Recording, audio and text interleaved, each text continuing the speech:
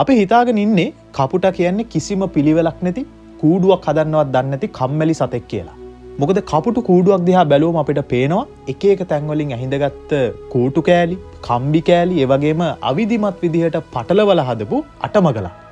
හැබැයි මේ අපිලිවල ඇතුලේ තියෙන සැබෑ රහස ඔයා දන්නවද?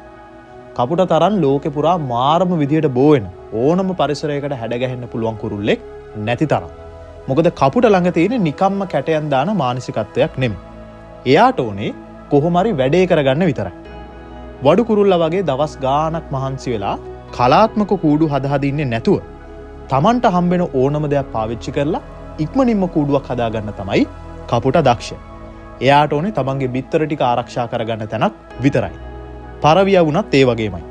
එයාගේ කූඩු තරිම අපිලිවලයි වගේ පෙන්වන්නට ඒ හැමදේම කරන්නේ තමන්ගේ මූලික අවශ්‍යතාවය ඉටු කරගන්න විතරයි.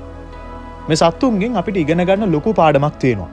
සමහර වෙලාවට අපි දේවල් වල ලස්සන සහ කැටයන් පස්සේ දුවද්දි සබාධර්මයේ මේ දක්ෂයෝ බලන්නේ තමන්ගේ පැවැත්ම තහවුරු කරගන්න විතරයි.